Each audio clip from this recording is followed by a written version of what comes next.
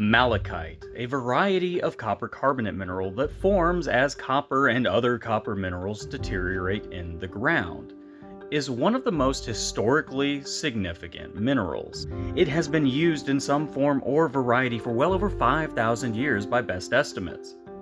Such a well-storied mineral is bound to have a lot of fun and interesting information surrounding it, so today we'll be going over 5 interesting and maybe rare facts about malachite that you may not be aware of. But first, as always, be sure to like, comment, and subscribe. And if you want to go a step further, check out my website and Patreon as well. All relevant links will be in the description and the pinned comment. Let's rock and roll. Oh, that felt nasty to say that. Throughout human history, there are a few constants. Death, taxes, toast, landing butter side down, and of course, people trying to sell you things. One pervasive superstition around malachite surrounds merchants, which brings us to number 5, the merchant stone. Merchants traveled far and wide, acquiring all manners of shiny baubles to, well, entice their wealthy and superstitious customer base. Merchants became well versed in the beliefs of their trading partners throughout much of history, but developed some superstitions of their own. Dating back to sometime between 3 and 4000 BC in ancient Egypt, merchants would wear malachite, believing that it would aid them in trade and protect them from the evil eye, or basically the envy of others. They even believed it would protect them from falling off their camels by some estimation. This general association with wealth and protection has continued to today, though the modern metaphysical community associates it primarily with just wealth in general. I see a lot of people come into my storefront looking for malachite to try to promote more wealth in their lives. A little ironic, but thank you for your patronage. Number 4. While the vast majority of malachite on the market today is from the Congo, there is another very large deposit of malachite in the Ural Mountains of Russia. During the 19th century, Russian malachite became incredibly popular, and it became a symbol of luxury. A rather famous example of this is the malachite room of the Winter Palace in St. Petersburg, Russia. It was designed in the 1830s, and obtained its name for the use of malachite for its columns and fireplace. As part of the Russian State Hermitage Museum, the room retains its original decorations. Number 3. Speaking of Russians and malachite folklore, out in the Ural Mountains there's some folk tales that state drinking from a malachite cup will allow you to understand the language of the animals. Hon hon hon. Though maybe that comes down to what's put in said cup. You know what I'm saying? Ain't no laws when you're on the claws, am I right? Animals and malachite tend to be linked together in Russian folklore.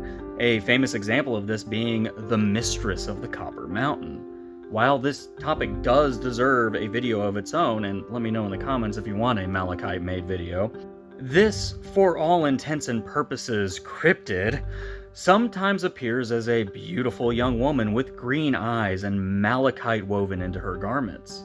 Sometimes as a straight-up lizard person, and has all of the mountain lizards under her command. While lacking the raw desirability and riz of our very own North American Mothman, the malachite maid is an interesting bit of folklore surrounding one of the most beautiful gemstones. Number 2. Speaking of drinking from malachite, malachite is considered toxic, but is it as dangerous as many of the fearmongers have led you to believe? No!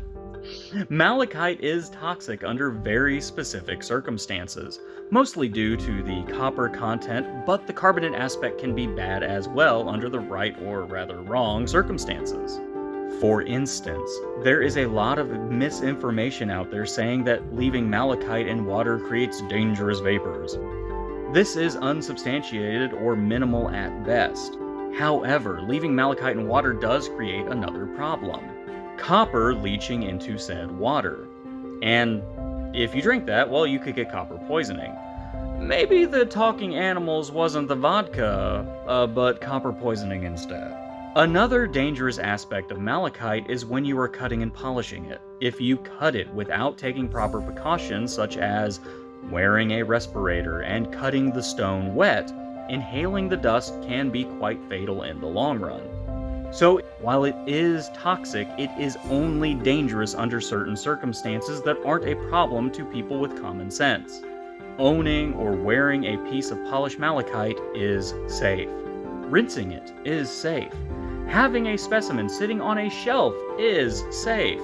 Just don't eat it, snort it, etc. Which leads into our number one unusual fact about malachite. It seems that in medieval times, some people did just that. Eat it, I mean. In parts of medieval Europe, crushed malachite was sometimes ingested, believing that it could cure vomiting and an upset stomach. Again, copper poisoning. Do not. It was also occasionally consumed in tonics as a protective measure for women during labor. Again, don't. This is one of those two specific instances where malachite can be dangerous, and granted, during medieval times, the concept of copper poisoning really didn't exist. Maybe the amount of malachite was small. It likely had a superstitious origin of some kind rather than a practical one, so maybe the amount was very minimal. Either way, it was interesting and it made the list. Did you know any of these fun little malachite tidbits? Let me know in the comments, and don't forget to smash the like button. Check the pinned comment and description as well, it's greatly appreciated, and I will see you in the next video. Bye for now.